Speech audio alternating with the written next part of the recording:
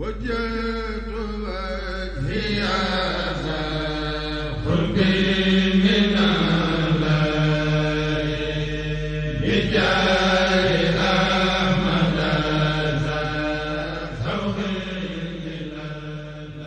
plus illustre serviteur du prophète, chantre aux lustres mission de vulgarisateur parfait, la copie conforme de l'unique créature parfaite, saisie dans le livre uniforme du prophète.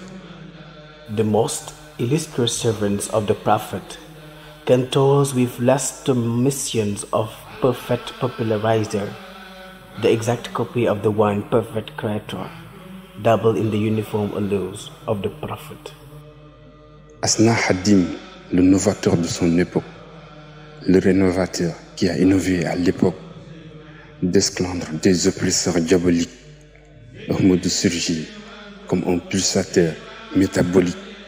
Asna al-Khadim, the innovator of his time, the renovator who innovated at the time, slaves of evil oppressors, Ahmadu, who rises like a metabolic pulsator, Ahmadu. J'ai le cœur parfois si disjoint sur les vanités tyranniques de son temps, sur les velléités sadiques des tyrans. Injustement, il fut déporté très loin. My heart is sometimes so broken on the tyrannical vanities of his time, on the sadistic inclination of tyrants. Unjustly, he was deported very far sometime. À l'issue du procès unique du 5 septembre, unique, où Merlin fut l'ombre qui a proclamé public un procès verbal ironique. At the end of the iniquitous trial of September 5, where Merlin was this shadow who proclaimed public and ironic minute, yes, September, my heart feels good when the image my memory show. Ils optèrent pour son exil dans un endroit délétère, croyant qu'il allait en péril dans un climat réputé précaire. They opted for the exile in a deleterious place, believing that he was going in peril in a damned, precarious climate, suffering. Ahmad est une victime de devoir de leur deal subtil. Il a subi dans cette île et dans cette presqu'île, liée de mouroirs, des épreuves plus que difficiles sans sursoir. Ahmadu is a victim of duty from the subtle deal. He suffered in his land, and in this peninsula, I feel. Guerrier, il a traversé les mers. Pionnier, il ignore la peur sur terre. Bouclier, il a même prié sur mer. Quel chevalier honoré par la lumière. Those places of death more than difficult trial without delay, warriors. He crossed the sea. Pioneers. He ignores fear on earth shells. He even played at sea with an air. Après leurs saines et vaines tentatives d'épreuves abusives et agressives, ils misèrent sur une liquidation physique et ignorèrent les données ésotériques. Hardened by the light, after their thin and vain attempt abusive and aggressive trials, they bet on a physical liquidation and ignored the esoteric points. Victime de taxation et de stigmatisation, victime de vexation et d'humiliation, il finit au-dessus d'eux et contre les bourreaux, sans fragment de son cœur en lambeaux.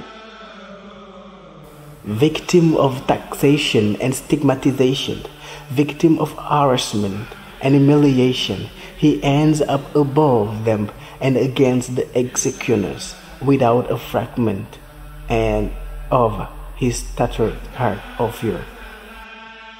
Ahmadu endura les circonstances avec patience pour la face du plus digne de reconnaissance qui a atténué sa souffrance avec diligence et lui a gratifié d'une belle récompense. Ahmadu endured the circumstances with patience, for the face of the most worthy of recognition, who diligently alleviated his suffering and gave him a nice reward against the violent. Contre le violent, il tourne sa violence. Contre le récalcitrant, il tourne sa résistance. Serigne Touba est un homme exemplaire, un prototype pour toute la Oumma planétaire. He turns his violence against the recalcitrants.